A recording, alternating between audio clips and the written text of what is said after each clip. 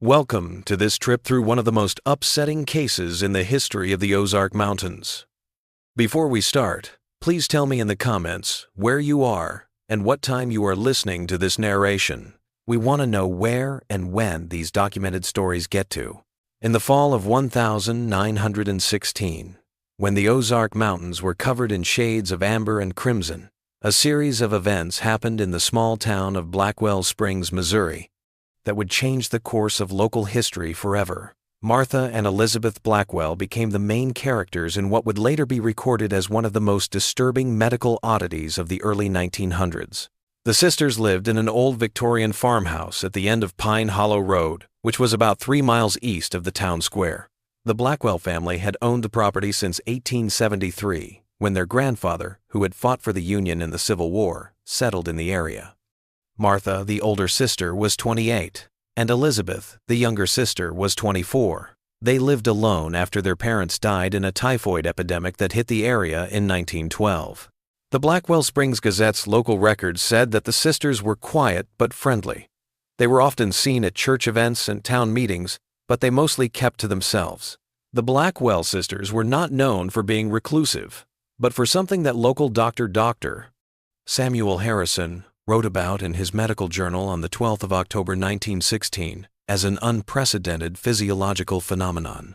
Dr. Harrison's detailed notes, which were kept in the Missouri Historical Society archives until they mysteriously vanished in 1964, say that the Blackwell sisters had a strange talent for diagnosing illness in other people just by being near them.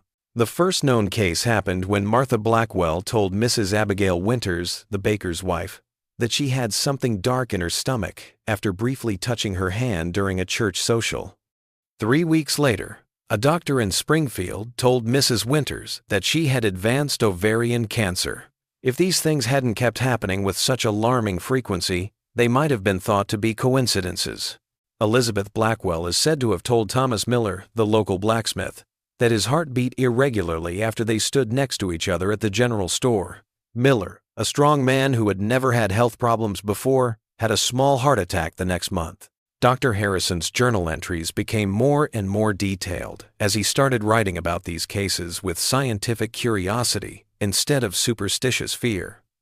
Harrison wrote on the 3rd of November 1916, "The Blackwell women seem to have an extraordinary sensitivity to physiological abnormalities in others. Their accuracy defies conventional medical understanding. I have begun to consider that they may possess heightened sensory perception, perhaps detecting subtle changes in body temperature, perspiration patterns, or even olfactory indicators of disease that remain imperceptible to others." At first, the community was very interested in the sisters' apparent gift, but over time, their feelings changed. Records from the town council meetings in late 1916 show that some residents were becoming more and more unhappy. The matter of the Blackwell property and its occupants comes up a lot on meeting agendas, but there are no detailed notes of the actual discussions. Later newspaper articles show that by December 1916, the sisters were starting to pull away from community life even more. Before they were completely cut off from the outside world, there were several documented interactions between the Blackwell sisters and people in the community that show how strange their abilities were. Carolyn Dunham, the wife of the local postmaster, told Dr. Harrison that when she delivered a package to the Blackwell home in early November, Martha grabbed her hand and went pale all of a sudden. Mrs. Dunham later wrote to her sister in Kansas City, where the family kept the letter. "She looked at me with such concern. She asked if I had been having headaches and dizziness. I hadn't told anyone, not even my husband. 3 days later, I passed out in the kitchen. The doctor in Springfield said my blood pressure was dangerously high and could have caused a stroke." The ledger from Peton's Pharmacy in Blackwell Springs shows that between October and December 1916, the Blackwell sisters ordered a lot of medical reference books that were not normal. Some of the books were Gray's Anatomy, recent medical journals from Johns Hopkins, and a few volumes on neurology and how the senses work. Frederick Peton, the shop owner, wrote in his personal diary that Elizabeth had asked for any books that were available on the link between touch sensitivity and internal awareness. He thought this was interesting enough to write down. As winter came to the Ozarks, The old farmhouse on Pine Hollow Road became more and more cut off from the rest of the world. People in town didn't see the sisters very often, and postal records show that they stopped picking up their mail after December 18th. James Motley, a 15-year-old delivery boy at the time, told the Blackwell County Historical Society in 1958 about his last visit to the Blackwell property. Motley remembered, "The house felt different that day, colder somehow, even though smoke was coming from the chimney. Miss Martha answered the door, but only halfway. She wouldn't take the package directly from my hands. She made me put it down on the porch step before she closed the door. I noticed her fingers. They were all wrapped in cloth, like she had burned herself badly. She wouldn't look at me directly either." Another witness, Edith Claymore, who worked as a housekeeper for several well-known families in Blackwell Springs, backed up Motley's story. The Ozark Folklore Society recorded an interview with Mrs. Claymore in 1,962 inches, which she talked about meeting Elizabeth Blackwell on the forest path that connects Pine Hollow Road to the main road in mid-December. Claymore said, "Miss Elizabeth stood still as a statue, just looking at her hands. It was cold enough to see your breath, but she didn't wear gloves. When she saw me, she quickly hid her hands in her coat pockets. I asked if everything was okay at the house, and she said something that stuck with me all these years. We're beginning to see beneath the skin, Mrs. Claymore. It's remarkable and terrible all at once." Then she hurried past me without saying anything else. I remember thinking that her eyes looked different, like she was looking at something far away, even though she was staring right at me.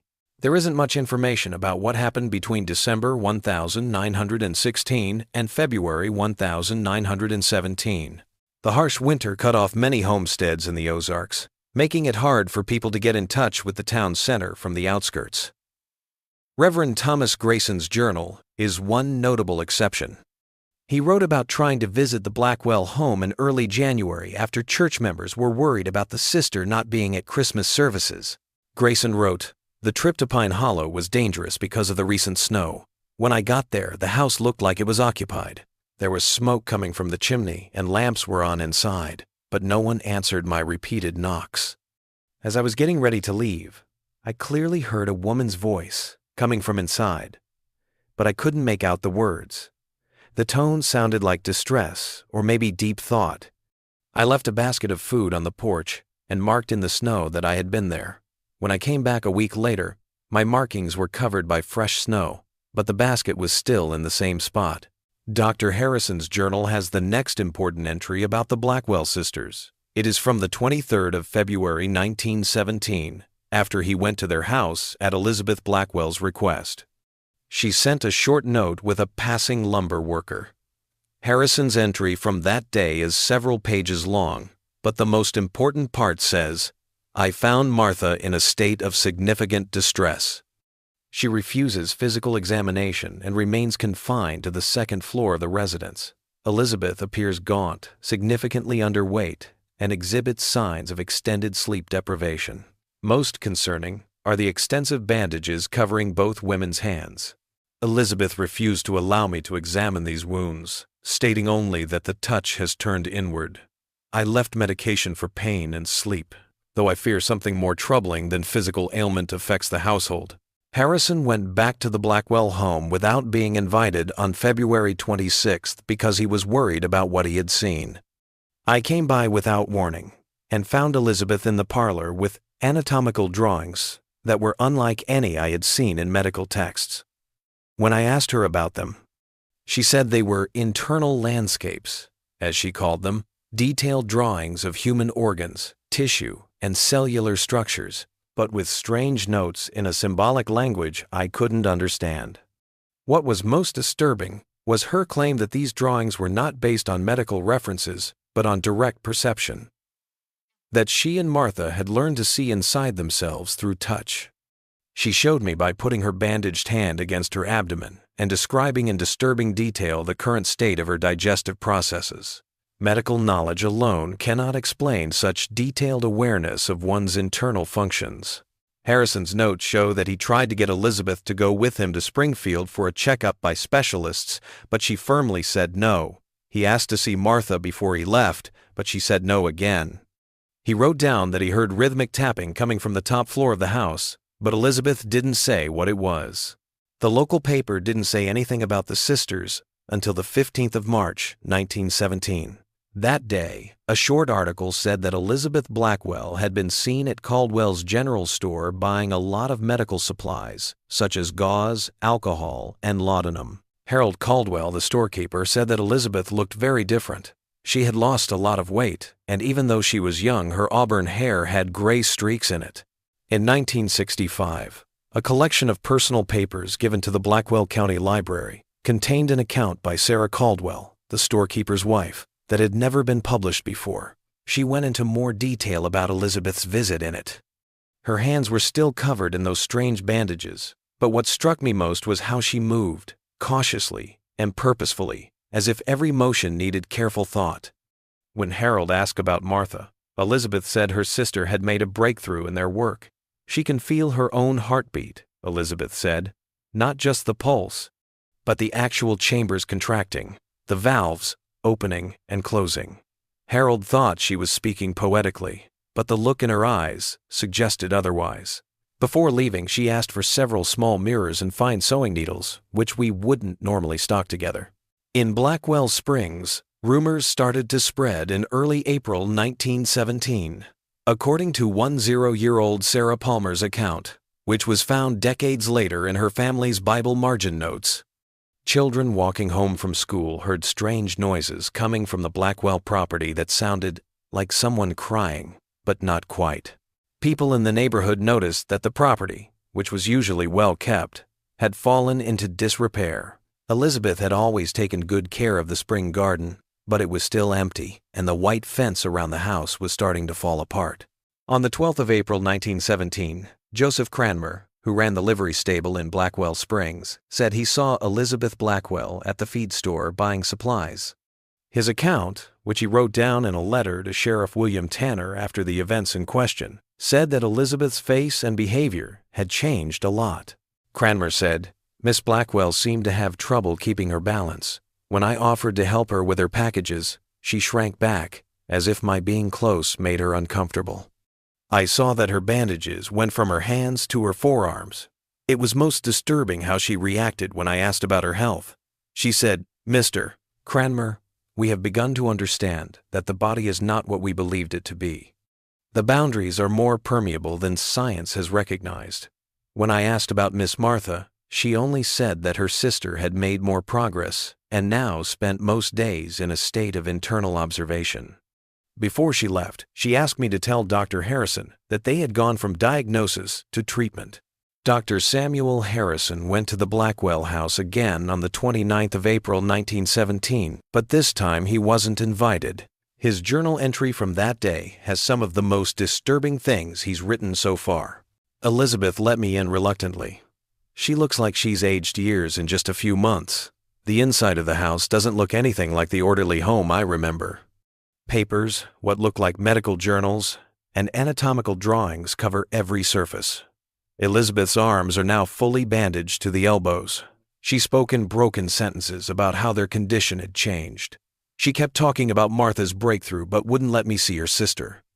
The most worrying thing was that Elizabeth kept saying they had started to feel themselves from the inside. When I asked her more questions, she got angry and told me to leave. After this visit, Dr. Harrison apparently got in touch with colleagues at Washington University Medical School in St. Louis. After this visit, Dr. Harrison apparently got in touch with some of his co-workers at Washington University Medical School in St. Louis. The university archives still have a letter from Dr. William Chambers, a neurology professor, to Harrison, dated the 7th of May, 1917. Part of it says, "Your description of the Blackwell case is very interesting. The phenomenon you describe is similar to cases of heightened proprioception that have been reported in medical literature, but never to such an extreme degree. I would be very interested in examining these women in person, if they are willing to be observed scientifically." This writer thinks that the medical community was interested in the Blackwell case, but there is no record of Dr. Chambers or any other medical professional coming back to see the patient. Instead, local records show that people in the area are becoming more worried about the sisters' well-being. On the 13th of May 1917, the Blackwell Springs Sheriff's Log recorded a complaint from nearby farmer William Decker.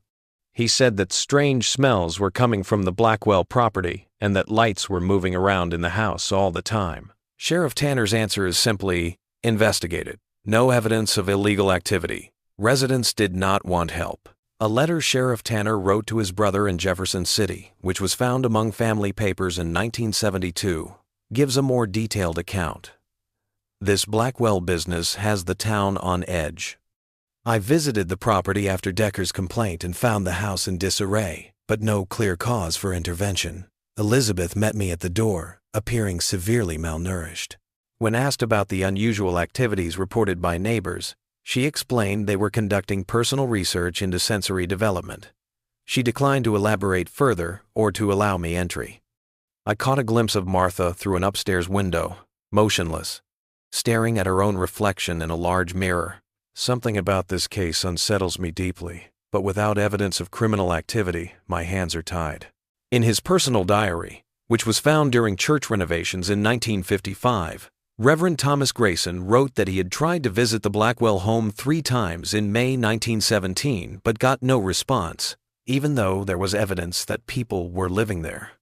His last entry about the sisters, dated the 2nd of June 1917, says, I have prayed a lot about the Blackwell situation.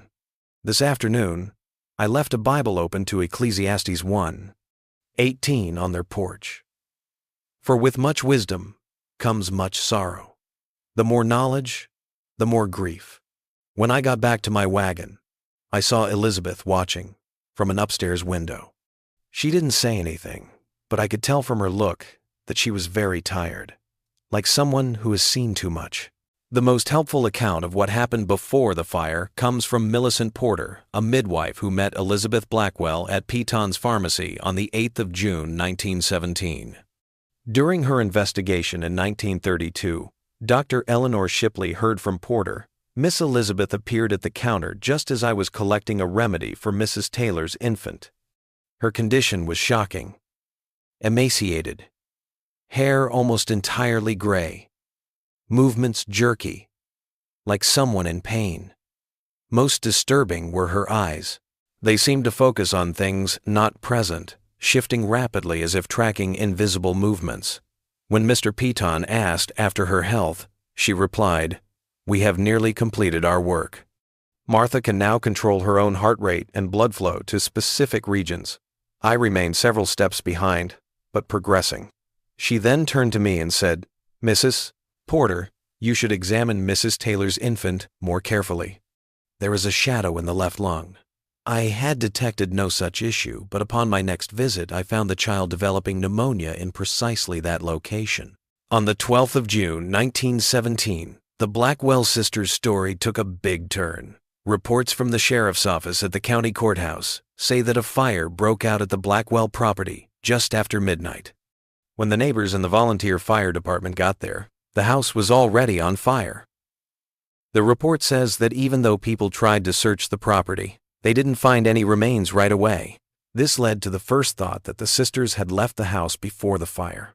3 days later, though, workers found what Sheriff William Tanner called an unusual arrangement in the root cellar as they sifted through the debris. The cellar had been partially destroyed by fire, but there were signs that it had been turned into what looked like a basic medical facility. The sisters had set up some kind of research space under their house, as seen by the shelves full of bottles, medical tools with no clear purpose, and large handwritten journals that were too damaged by water and fire to read. The workers didn't find the most disturbing thing until they got to the far corner of the cellar. 2 people, thought to be Martha and Elizabeth Blackwell, were sitting across from each other. The sheriff's report says that both bodies were heavily wrapped in medical gauze, especially around the hands, arms, and face. The report says that even though the fire got into the cellar in a few places, the bodies didn't show much damage from the fire, which suggests that they died before the fire started.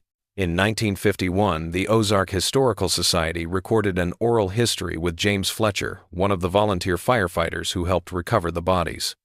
The position, not the bandages, was what really struck me. They were sitting across from each other with their backs straight and their hands reaching out to each other, but not quite touching. It was almost like they were frozen in the middle of some kind of ritual. Neither body showed signs of struggling or trying to get away from the fire. The expressions visible under the partial face bandages looked peaceful, but that's not the right word. They looked intent, like people who were deeply focused on something that no one else could see. Dr. Harrison was called to look at the scene, and his last journal entry about the Blackwell case says that he saw a lot of things that were later left out of official records. The entry from the 16th of June 1917 says in part, "What I saw in the Blackwell cellar cannot be explained by medicine." The sisters' bodies were arranged in a deliberate way.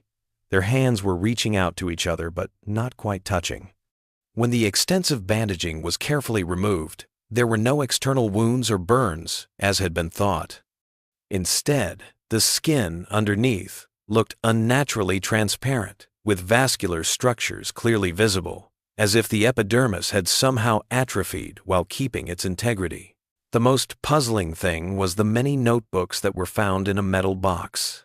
The writings in them show what seems to be the sisters' systematic effort to turn their diagnostic sensitivity inward, or map their own interiors, as Elizabeth puts it. The last entries suggest that they thought they had reached some kind of complete internal awareness, able to sense and maybe even affect their own physiological processes, down to the cellular level.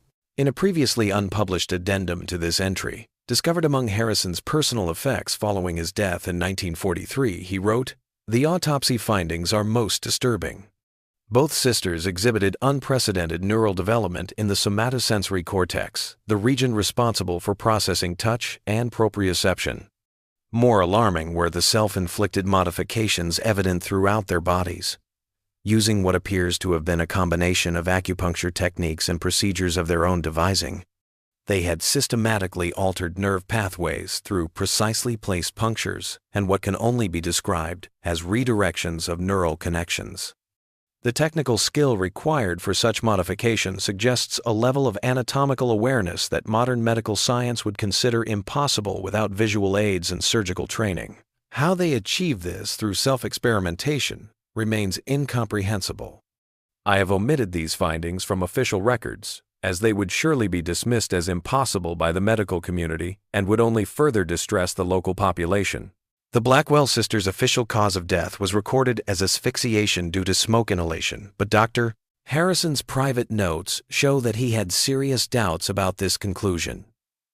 On the 18th of June 1917, a small group of people buried the bodies in the Blackwell Springs Cemetery. Dr. Harrison took a job at a hospital in Chicago just a few weeks after the funeral. He left Blackwell Springs suddenly, after 15 years of working there.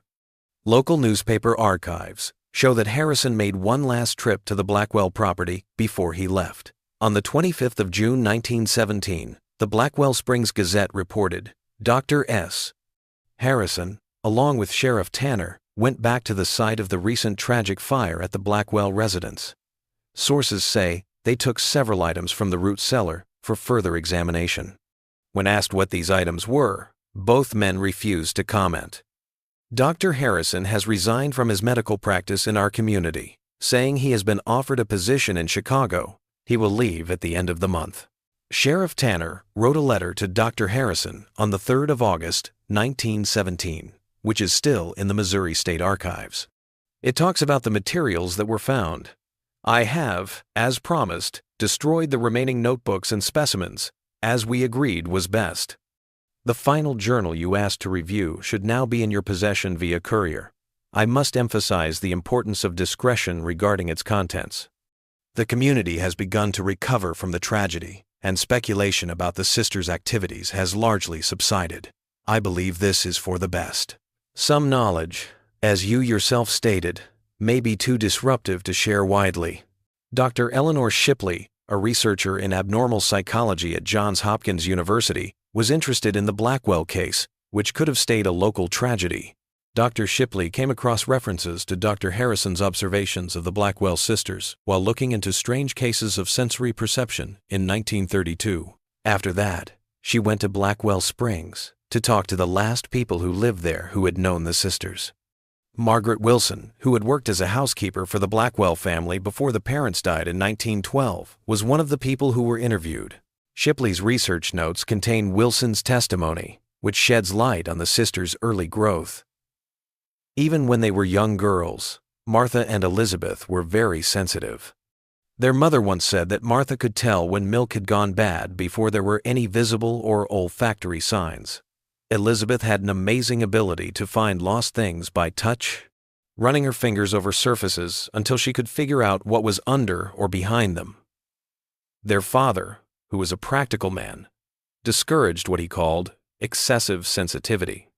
But their mother, who had trained briefly as a nurse before marriage, encouraged their natural abilities. After their parents died, the sisters started to systematically work on the skills they had picked up along the way. Dr. Shipley's unpublished manuscript, Extraordinary Perception, the Blackwell Case Study, finished in 1934, tried to give a scientific basis for understanding the sisters' apparent powers. She suggested that Martha and Elizabeth might have had a very severe case of synesthesia, which is a neurological disorder in which stimulation of one sensory pathway causes automatic, involuntary experiences in another sensory pathway. Shipley posited that the Blackwell sisters may have encountered a distinctive variant of this condition, enabling them to perceive physiological irregularities in others through nuanced signals that most individuals would not consciously recognize.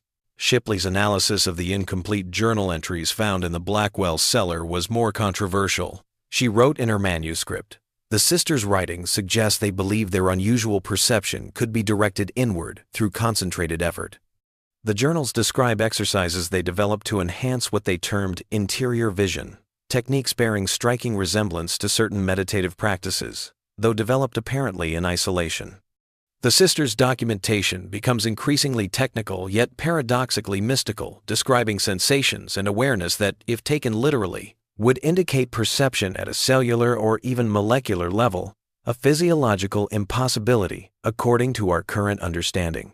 Shipley's notes contain copies of several journal entries that are only partially preserved and are thought to be by Elizabeth Blackwell and date back to May 1917. Martha has progressed beyond mere awareness to control. What begins as scientific self-experimentation progressively takes on characteristics of obsession, particularly in the final months. Today she demonstrated an ability to selectively restrict blood flow to her left hand through concentration alone, no physical constriction applied. The hand blanched visibly within 30 seconds of her beginning the mental exercise and returned to normal coloration upon release of concentration. She reports experiencing each blood vessel as a distinct pathway that can be individually addressed through focused attention.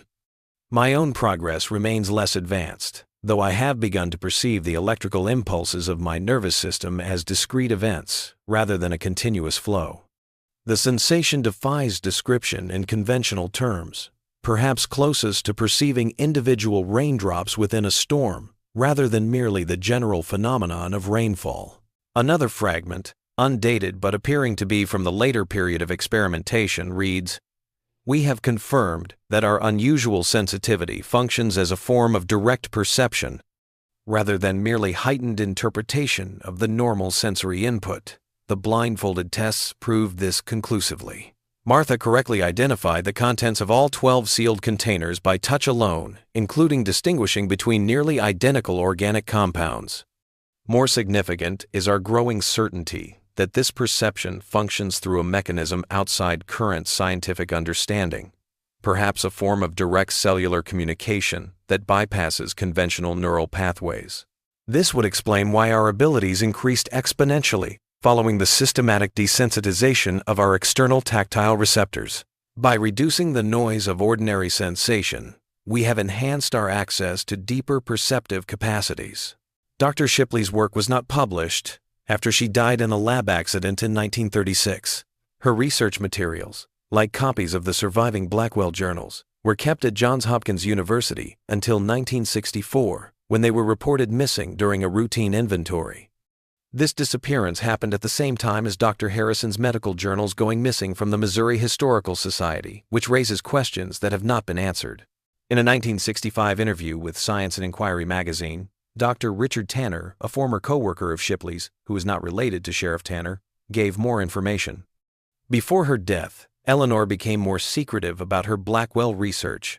She told me that she had started trying to copy some of the sisters' reported methods for improving internal perception. She said she had gotten what she called preliminary results that both excited and scared her.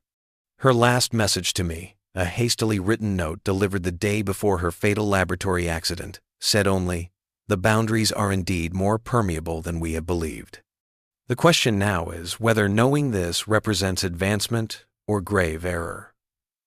The official report said that she died because she accidentally came into contact with chemical reagents. But those who knew her questioned how someone with her experience and caution could make such a basic mistake in laboratory procedure. The Ozark Land Development Corporation bought the Blackwell property in 1952. It had been empty since the fire. While digging for a planned housing development, workers found a sealed metal container about 20 feet from where the first house had been.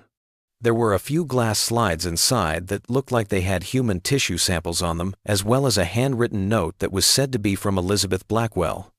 The note, which was confirmed by comparing the handwriting to other documents that are still around, had only one sentence: "We have seen what lies beneath, and now it sees through us." Researchers from the University of Missouri looked at the slides, which stopped construction for a short time. In a short academic paper published in the Journal of Histopathology in 1953, they only said that the samples showed unusual cellular architecture, inconsistent with known human tissue typology.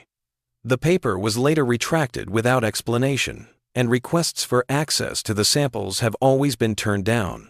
Dr. Lawrence Pitfield, one of the researchers who looked at the case at first, broke his silence in a private letter to a colleague at Harvard Medical School in 1957. This letter was recently found in archived correspondence. What we saw in the Blackwell samples goes against what we know about histology. The cellular structures had organizational patterns that suggest deliberate modification instead of pathological mutation, as if the tissue had been somehow trained to form new shapes. The neural samples were even more troubling because they showed dendritic growth patterns that were completely outside of what we know about neural development.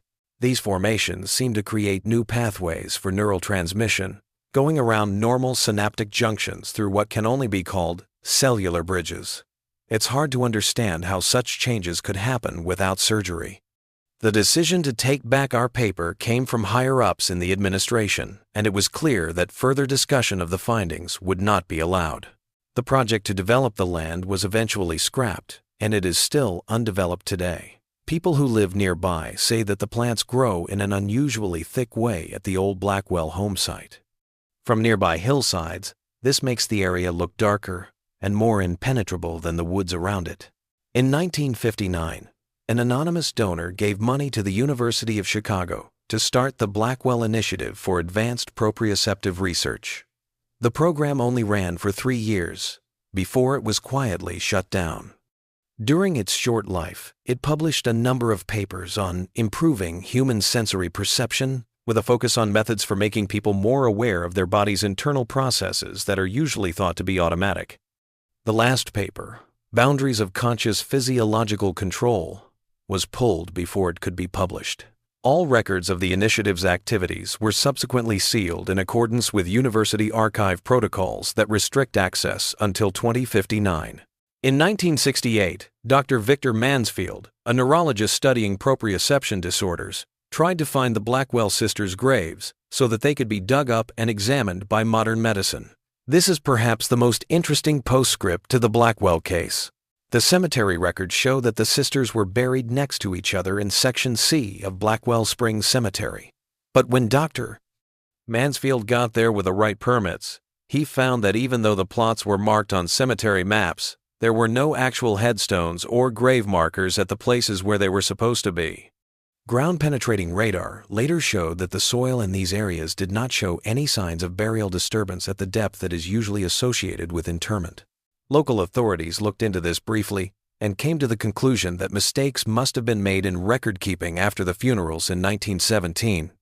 There has never been any proof for other explanations, such as the idea that the bodies were taken away at some point for medical research. County officials turned down Dr. Mansfield's later request to see any remaining physical evidence from the Blackwell case, saying that there were no materials left. Mansfield's research notes, shared with colleagues at a 1970 neurology conference but never formally published, included a curious addendum. Following the disappointing results at Blackwell Springs Cemetery, I made inquiries at several medical institutions known to maintain historical anatomical collections. While I encountered no official record of the Blackwell remains, a curator at one prominent Midwestern University medical school, who requested anonymity, informed me that in the late 1922, the institution received an unusual donation of specialized neurological specimens, accompanied by extensive documentation of experimental procedures. These materials allegedly arrived from a physician formerly practicing in Missouri. Access to these specimens was restricted shortly after cataloging, and they were eventually transferred to a federal research facility under circumstances the curator described as irregular and concerning. My subsequent inquiries to government medical research divisions have met with consistent denials of knowledge. The last known mention of the Blackwell sisters is in the minutes of the Ozark Historical Preservation Society from the 8th of September, 1968. The minutes show that most people think that the Blackwell case is historically important but not well understood enough to be upsetting to the public. The minority report, written by local librarian Margaret Whitley, said that the sisters were a case of scientific importance that should be recognized, even if it makes people uncomfortable to admit that there are limits to what medicine can understand. A graduate student who was studying strange medical cases in 1972 found a document in the National Archives that had been missed before. It was a secret 1928 report from the National Institutes of Health, which was just starting out at the time. It talked about specimens of exceptional neurological significance that had been taken from a private medical collection in Illinois. The document talks about self-modified neural structures and evidence of unprecedented voluntary cellular reorganization. National security concerns kept people from seeing the full report, and requests under the Freedom of Information Act have been turned down every time. A motion to put up a plaque in memory of the sisters and their unusual medical condition was made, but it was voted down by a vote of 7-3. In 1981, a former NIH researcher who asked to remain anonymous said they knew the government was still interested in the Blackwell case. The sisters showed abilities that, if proven and repeatable, would completely change how we think about human physiology and consciousness. The effects go far beyond medicine and into areas with major security implications. The ability to see and possibly affect biological processes at the cellular level is a paradigm shift that some agencies have been quietly pursuing for decades. The Blackwell materials, what is left of them, continue to inform classified research programs aimed at pushing the limits of human perception and physiological control. There isn't much physical evidence left of Martha and Elizabeth Blackwell today. The thick Ozark forest has taken back the land where their house used to be. Some hikers in the area say that the old property lines are unusually quiet, but this could be because of the way sound travels in the thickly wooded hollow. Local historians don't keep very good records of the case, and when asked, many people who live in Blackwell Springs now, which has grown a lot since 1917, say they don't know the sisters or their story. People who go near the old Blackwell property sometimes report strange physical experiences, like suddenly becoming aware of their heartbeat, momentarily seeing blood flow through vessels, or feeling internal organs that are normally not conscious of. People usually dismiss these reports as psychosomatic responses that are affected by what they know about the site's history, but no formal studies have been done to prove this. In 1994, workers found a small metal box with a glass vial of preserved tissue and a handwritten note inside while they were expanding a hiking trail near the old Blackwell property. County officials quickly took the contents and reportedly gave them to federal authorities. There was never a public statement about this discovery. A maintenance worker who helped with the excavation later said that the note only had 5 words. The perception goes both ways now. There are still questions that neither science nor time has been able to fully answer. Were the Blackwell sisters merely victims of their own delusions, potentially afflicted by a collective psychological disorder intensified by isolation? Did they really have amazing perceptual abilities that modern medicine might now call heightened sensory integration, or a new type of neurological architecture that hasn't been seen before? Or was there something else? Something that lies in the thin space between science that is known and things that can't be explained? A neurophysiologist at Washington University wrote a paper in 2002 that looked at historical cases of strange sensory perception. The Blackwell sisters were briefly mentioned in the paper. The paper suggested that some people might have naturally occurring differences in the structure of their brains that make them better at interoceptive awareness, which is the ability to sense internal bodily states. The author posited that the Blackwells may exemplify an extreme instance of this variation, potentially intensified by intentional practice and systematic desensitization to external stimuli. The paper conjectured that contemporary neuroscience, equipped with sophisticated imaging methodologies, may elucidate capabilities that seemed unfathomable in 1917. Nonetheless, in the absence of extant biological specimens or comprehensive medical records, these theories remained conjectural. In 2006, anthropologist Dr.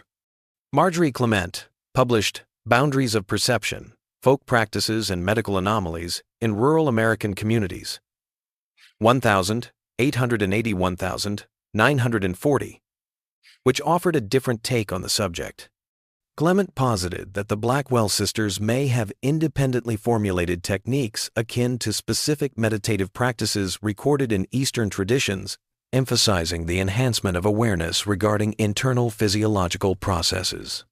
She observed similarities between the disjointed accounts of the sisters' techniques and specific recorded yogic practices designed to cultivate conscious regulation of autonomic functions. Clement's research indicated that the sisters' seclusion and intense concentration may have enabled advancements in perceptual abilities that, although remarkable, were extensions of inherent human capacities rather than supernatural occurrences. Workers found a sealed envelope hidden in the binding of a 1919 medical reference book while they were working on the Blackwell Springs Public Library in 2011. The envelope had a few pages that looked like Elizabeth Blackwell's journal. The library's former director, Margaret Whitley, had kept them safe. She had pushed for the sisters' memorial decades before. The pages talked about tests that were done in April 1917, just a few weeks before the fire that killed people. We have confirmed that the capacity for interior awareness extends beyond our own physiological boundaries. Yesterday, when Martha and I practiced simultaneous interior focus while maintaining physical contact, I began to perceive her circulatory system as distinctly as my own. At first, as a vague impression, then with increasing clarity, until I could distinguish individual vessels and their condition. Martha reported a similar awareness of my respiratory function, accurately describing a small area of congestion in my lower right lung that I had previously identified through self-examination. This suggests our unusual perception operates through a mechanism independent of conventional sensory pathways, perhaps a form of direct cellular communication that science has yet to identify. Most concerning is the persistent sensation that this awareness, once established, cannot be entirely deactivated. Even when physically separated, faint impressions of each other's internal states remain accessible, as if a permanent channel has been established. We must consider whether such connections, once formed, can ever be truly severed. Handwriting analysis was done on these pages, and it showed that they were probably real. Researchers say it is hard to get permission to look at them directly, but they are now in the archives of the Missouri State Historical Society. The most recent thing to happen in the Blackwell case was in 2015, when Dr. Emily Tanner Wilson, the great-granddaughter of Sheriff William Tanner, found a sealed container while cleaning out a family storage space. Inside was a final report from Dr. Samuel Harrison that Sheriff Tanner had never seen before. It seems that Harrison sent it to Tanner shortly before his death in 1943 with instructions that it stay sealed for 25 years. These instructions were clearly not followed or were ignored on purpose. The document contained Harrison's final reflections on the Blackwell case. As I approach the end of my life, I find myself returning constantly to the Blackwell sisters and what they represent for our understanding of human potential. In the decades since their deaths, I have encountered nothing in medical literature that adequately explains their abilities or the transformations they underwent. My examination of their remains revealed physical modifications that should have been impossible to achieve without external intervention, yet the evidence suggested self-directed alterations at a cellular level. The sisters' journals documented a progression from unusual sensory sensitivity to something far more profound. A fundamental shift in the relationship between consciousness and physiological processes. What troubles me most, even now, is not what Martha and Elizabeth achieved, but rather what their achievement suggests about the nature of human consciousness and its boundaries. If perception and awareness can extend to the cellular level through deliberate practice, what does this indicate about the conventional boundaries we assume between conscious and autonomic processes, between self and other, between distinct organisms? The sisters' final experiments, particularly those suggesting perceptual bridges between their separate physiological systems, point toward possibilities that modern science remains reluctant to consider. I have kept samples and certain journal fragments separate from those I submitted to official archives, as I feared their implications would lead to suppression or exploitation. These materials suggest that in their final weeks, the Blackwell sisters were experiencing what can only be described as a dissolution of the conventional boundaries of individual consciousness, a state in which the distinction between Martha's awareness and Elizabeth's began to blur. Their last documented experiment, conducted 3 days before the fire, involved an attempt to simultaneously modify each other's physiological processes through concentrated awareness alone, with reportedly successful results. I cannot escape the conclusion that the fire at the Blackwell home was not accidental but deliberate, a final act by women who recognized that they had crossed a threshold from which return might be impossible, and whose implications for our understanding of human consciousness were too profound to be safely shared in 1917 or perhaps even now. Dr. Tanner Wilson gave this paper to the Missouri Historical Society, where it is still not open to the public. Only researchers with certain academic credentials and institutional affiliation can see it. The physical samples mentioned in Harrison's final report were not found among the materials that were found. Their location, if they still exist, is still unknown. Dr. Harrison's last journal entry, which was found among his personal belongings after he died in 1943, but was lost during a Chicago museum archival transfer in 1961, may best sum up the mystery. I have practiced medicine for 30 years, dedicated to the principle that the human body operates according to consistent, discoverable laws.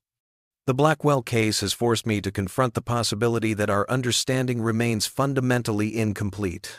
What troubles me most is not what the sisters could perceive, but rather what their abilities suggest about the nature of human consciousness itself, that perhaps awareness extends into dimensions we have yet to comprehend, and that such knowledge, once gained, may exact a terrible price.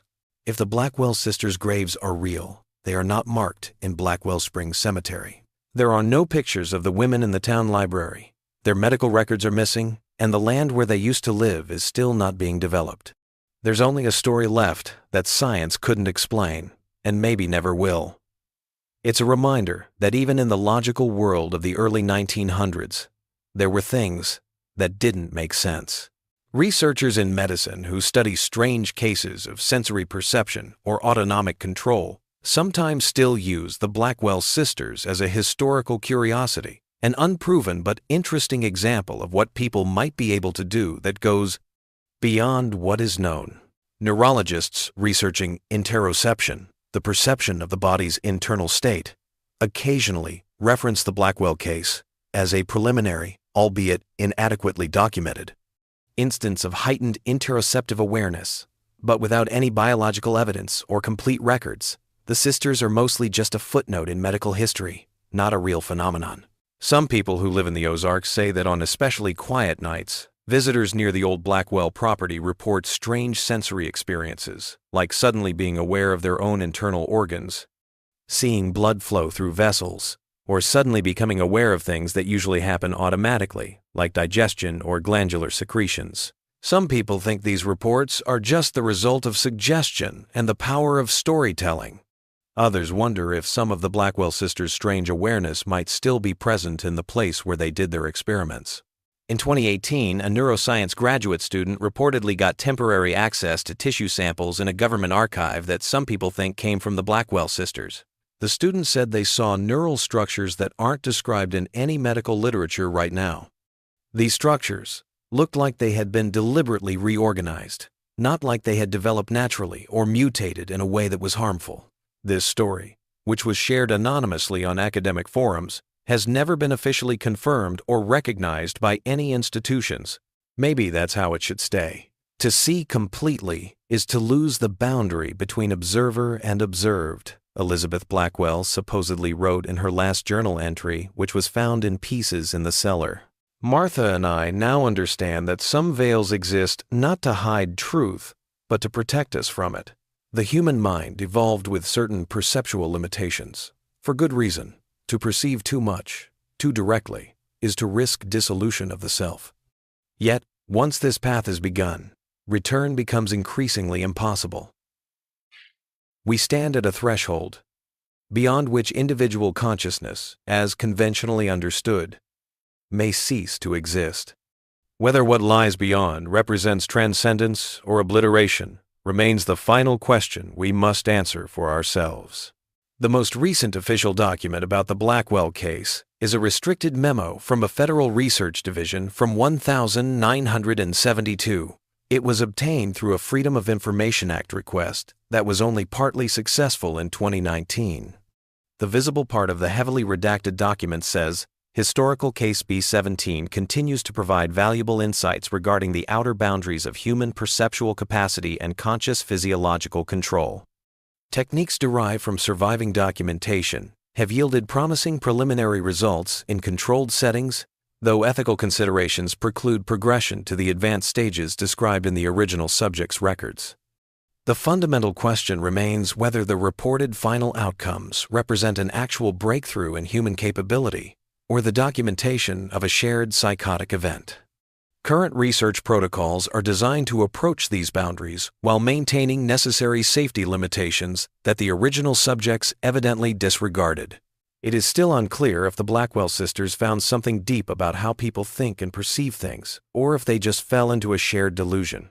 The possibility remains that traditional boundaries of awareness may be more fluid than science usually recognizes, suggesting that within each human mind exists the potential for perception that transcends the limits we typically regard as fixed and unchangeable.